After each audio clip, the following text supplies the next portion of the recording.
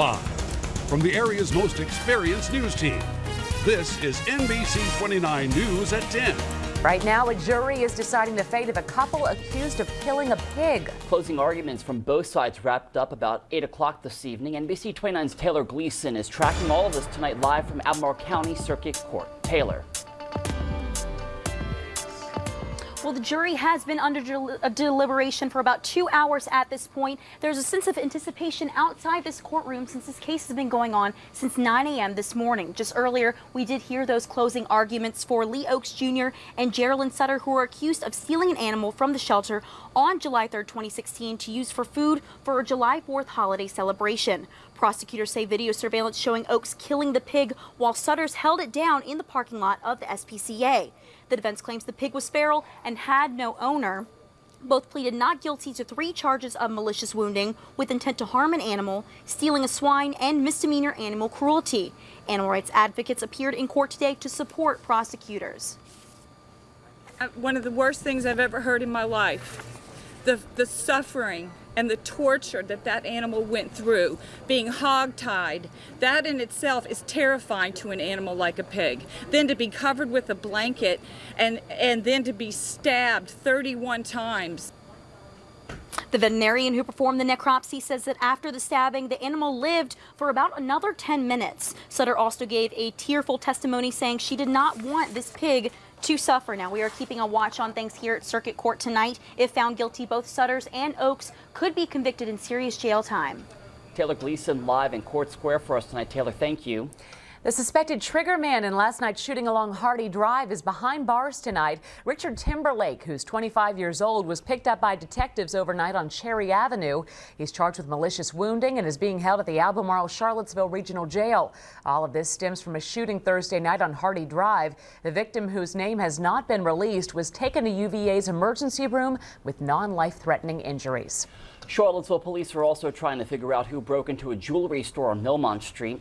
A burglary alarm at Keller and George went off early this morning, and when police arrived, they found the front door glass was broken. Someone had been inside. The store will not comment on whether any jewelry is missing. If you have any information, call Crime Stoppers. That number 434-977-4000.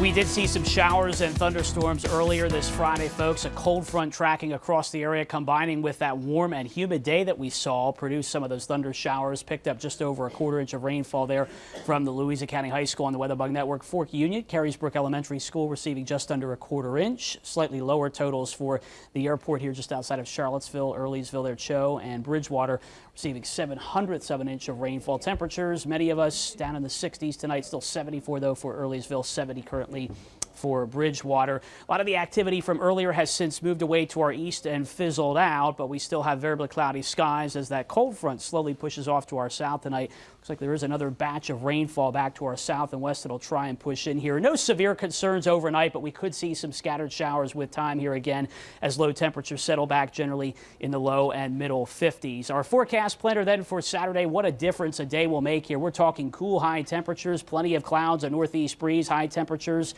for many of us not getting out of the 50s, scattered showers in the morning, periods of heavier rain as we go into the PM hours, and that rain will only continue from there for the rest of the weekend. I'll let you know just how much we could be seeing in a bit with your 7-day. I'll send it back to the desk. All right, thank you, Clayton. Well, Chris Long is best known for his work on the gridiron, but tonight it was not about football. Long is one of the founders of Water Boys, a project dedicated to bringing clean water to a place that is dear to the football star's heart. Palmer gets enveloped, the flag is down. He's a champion on the field. Chris Long, Super Bowl winner and newly minted Philadelphia Eagle. But he's also the champion of a good cause, bringing attention to the problem in his hometown of Charlottesville. I just decided if I'm going to start to change the world and impact the world, clean water is a great vehicle to do that. Long and a few of his closest friends spent Friday night here at Zocalo in the downtown mall raising money for Water Boys. Long is the founder of Water Boys, a project aimed at bringing clean drinking water to the people of East Africa, a place that needs it most, a cause Long admittedly says he stumbled upon. I can humbly say that. I went to Tanzania 4 years ago to climb Mount Kilimanjaro and left with a sense of wanting to help out. This is the second year for the major dinner fundraiser. Long says Charlottesville's generosity has funded 3 wells so far. That's 15,000 people that are going to have clean water. That's a countless number of children that are going to have a new lease on life, that are going to be able to go to school, not be perpetually sick, not dying at early ages. John Bongiorno is president of World Serve International, the group behind Long's vision. We don't use hand pumps and technology from the 18 and 1900s. A group here helping people thousands of miles away. It's really making a difference in the lives of lots of people. Charlottesville's a great giving community. Those with the project say the best way to help is to get involved, and we've posted that information along with donation information at our website right now, NBC29.com. Tonight, fire chiefs in Fluvanna County are trying to ease people's concerns after some numbers this week suggested response times may be a bit slow. NBC 29's Sean Cudahy has that story. We've been hearing a lot from our people. They're confused at what they're hearing. Chief Mike Brent has spent a lot of time on the phone over the last couple days after reports of missed calls at the Fluvanna County Fire Department circulated. Now he wants to clear something up. Somebody's house is on fire. They're getting a response. That's correct. Wednesday night, county staff presented supervisors with an update on the state of the fire department. Among the data presented that got a lot of traction was the number 15% of calls reportedly missed by the Lake Monticello Fire Department. But that doesn't mean emergencies went without help. It just means after the department was toned, the call went on to another fire company in the county for one reason or another. It may be a call is dispatched out, and after several minutes, the rescue squads advise that they don't need first responders. It could also mean firefighters in that unit were out on a call, so another department went. Either way, Lake Monticello's chief says people there are protected. I would tell anybody who has any concerns that the Lake Monticello Fire Department is going to be there for you 365 days a year. 24 hours a day, 7 days a week. Brent says a new 911 system in the works right now could help alleviate this future confusion. He says he'll be reviewing all data collected, but isn't worried at the moment. We're going to take all those variables into effect and decide if there is anything we need to do. Right now, we don't see any major issues that we need to address, but you can always improve on your responsibilities. That was our Sean Cudahy reporting. The chief also says his department is in good shape when it comes to a volunteer force, as many across the country deal with shortages. Today, people in the community took the chance to talk about the kind of leader they want to replace University of Virginia President Teresa Sullivan. A few dozen people inside UVA's Newcomb Hall met to discuss 2 main topics: what attributes they hope to see in the next university president and what they hope that person will accomplish.